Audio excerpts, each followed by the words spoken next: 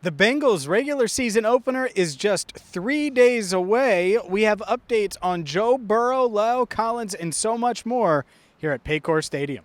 Hi again, everyone, and welcome into Cincinnati Bengals Talk. I'm James Rapien of AllBengals.com here at Paycor Stadium, where the Bengals preparing for Sunday's matchup against the Pittsburgh Steelers. It's the first time in franchise history that these two teams are starting the season off against one another. Obviously, division rivals. Obviously, there's a ton that's going to go into this matchup, and so we're going to have you covered right here all throughout the weekend. We got the OT with Elise Jesse at 8 o'clock on Thursday night. Solomon Wilcots is her special guest. We'll have my prediction for the game on Friday as I'm still gathering some intel about what's going to happen, game plans, all of those fun things.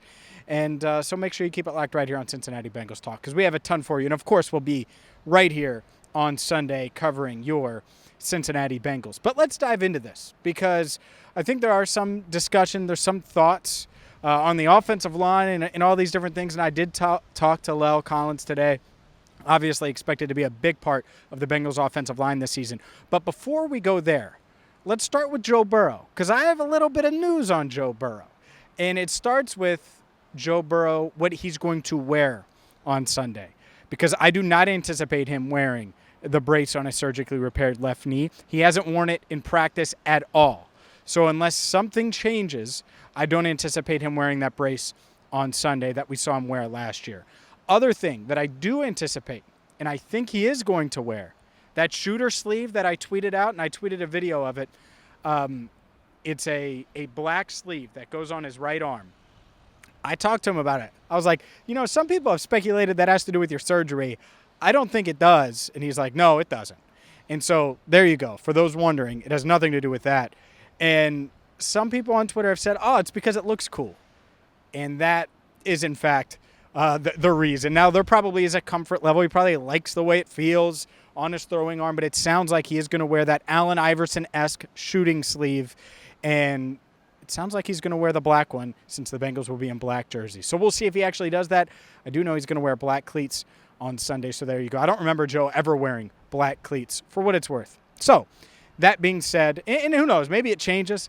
Players switch things all the time, right, and could change their mind, so who knows. But that's the latest as of Thursday on what Joe Burrow is going to be wearing in the season opener.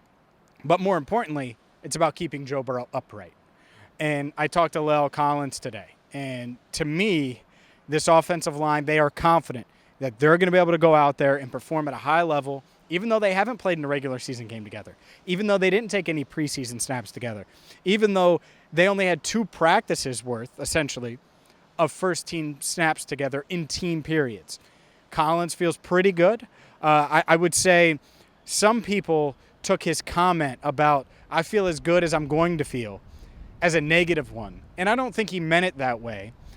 I think he meant, hey, I feel as good as I'm going to feel, as in this is as good as it gets going into the year, because then you have your bumps, your bruises, everything that goes into it. I don't think he's nursing anything, exactly. He's just trying to do everything he can to play week in and week out. And his contract, the way it's set up, and he didn't mention the contract, but I'll tell you, the way his contract's set up, he's going to have to play to get paid. There's a lot of game-by-game incentives and game bonuses, per-game roster bonuses that come into it, or per-game bonuses if he's playing, if he's active. So Collins needs to stay healthy this season, no doubt. He's going to have a tough matchup against T.J. Watt. Make sure you check out my one-on-one interview with him if you missed that. But it isn't just Collins, right? We're going to see Cordell Volson. And I was talking to someone in the Bengals locker room today, and he said from the moment he met Cordell Volson that he's like, that dude's going to have a chance to start. That dude's going to have a chance to be a player in this league. And so there is a lot of belief in that locker room in the 4th-round rookie from North Dakota State. And he's going to have his hands full. Cam Hayward is on the other side of him, and he's going to be matched up, much like Lyle Collins has to face T.J. Watt early and often on Sunday. Cam Hayward is coming to town, and Cordell Volson is going to have to deal with him. And so that's an interesting matchup. That's going to be a tough one. And you'd hopefully like to see Ted Karras, Jonah Williams be able to get that rookie through and play at a reasonably high level, right? I don't expect him to be an all-pro from the jump. I think that's unfair. But can he be a competent left guard starting on Sunday? That's the big question, because you look at this team top to bottom, there's a lot to like. There's a lot to like, from Joe Burrow to the skill players. And we talked to Joe Mixon on Wednesday, posted the video right here. He talked about how he thought he left 400 to 500 yards on the field last year. Now, even if that is exaggerating, right? I think that there are yards, that in extra yards, that he'll be able to get just because he's not going to have to cut the moment he gets the handoff. He'll be able to hopefully get downfield a little bit without being touched, which was really rare last year and has been rare really throughout Joe Mixon's career. So hopefully Collins, Alex Kappa, Ted Karras, all of these guys, Cordell Volson, Jonah Williams, can open up running lanes for Joe Mixon. And spoiler, I think that's a key this week. You get this offensive line in a rhythm, in a groove. How? Not by dropping back a ton and saying, all right, let's block these dudes in pass blocking situations, but by going downhill, by running the ball, by establishing it early and opening things up. Because if I'm the Steelers, I'm going too high and I'm playing back, and I'm going to wait and see what the Bengals do offensively and see if Burrow's willing to be patient, see if Zach Taylor and Brian Callahan are willing to be patient. That's what I would do. Who knows if that's what they're going to do. I think that would make sense, though, and then you try to force them into a mistake or two by pushing it downfield. If I'm the Bengals, try to get Joe Mixon going. He got going last year right in this stadium against the Steelers, posted 150-plus yards, and led the Bengals to a huge, huge win. So we'll see if they can get off to a 1-0 start. We'll have my prediction.